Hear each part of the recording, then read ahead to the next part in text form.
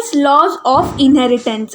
This topic is taken from the chapter of principles of inheritance and variations. Okay. Based on Mendel's observations on monohybrid crosses, Mendel proposed two general rules to understand the inheritance in the monohybrid cross. These rules are called as laws of inheritance. Okay, based on his experiment, Mendel proposed two laws or principles of inheritance.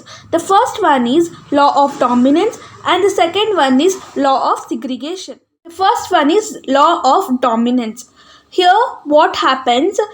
The characters are controlled by the discrete units called as factors. Here, what happens? The characters, like factors. What are factors? First of all, you should understand what are factors. Factors are which carry the hereditary informations. They carry hereditary informations. So these characters are controlled by the factors, because the hereditary information is very important, which should be transferred from one generation to another generation. This is known as factors. Okay, factors occurs in pair. They mainly occur in the pairs. Okay, in a dissimilar pair of factors, one member of the pair dominates the other. Here what happens in the factors, what happens in the dissimilar pair? If the dissimilar pair of factor is present, means capital T, small t are present, then what happens? Then one will be dominant, this will be dominant, and other small t will be recessive. Then what happens?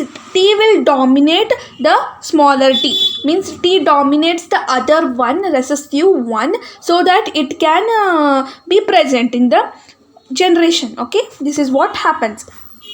The law of dominance is used to explain the expression of only one of the parental traits in monohybrid cross in the F1 and the expression of both in F2. It also explains the proportion of 3:1 obtained in the F2. Here what happens? What you learn from the law of dominance?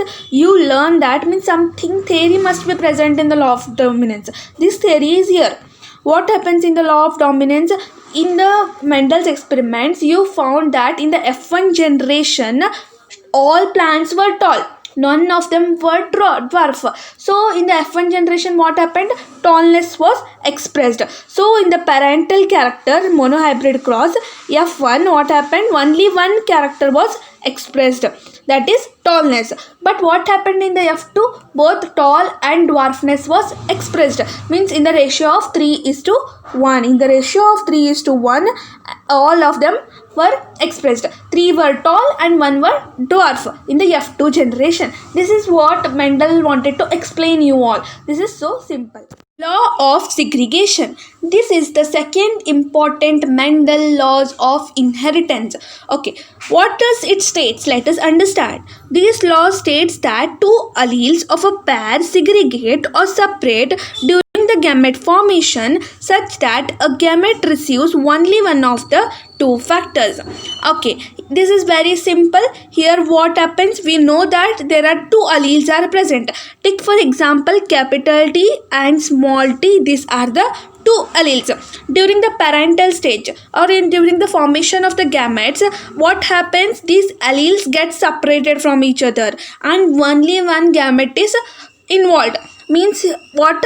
Capital T is small t. Here what happens? Capital T is formed as the gamete. Why? Because this is the reason is capital T is dominant whereas small t is recessive. Capital T suppresses the small t and expresses itself. Means tallness is involved in the progeny. This is what happens and this is what states the law of segregation.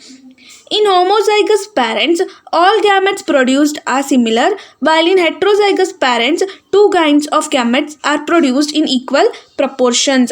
So, first of all, what is homozygous? Homozygous means having same progeny, whereas heterozygous means having different one. Okay, in the homozygous, what happens? Gametes produced are similar. See, capital T, they are both are similar, whereas small t are similar. They are called as homozygous, whereas capital T and small t are different. They are different gametes but they are produced in the equal proportion. This is the law of segregation.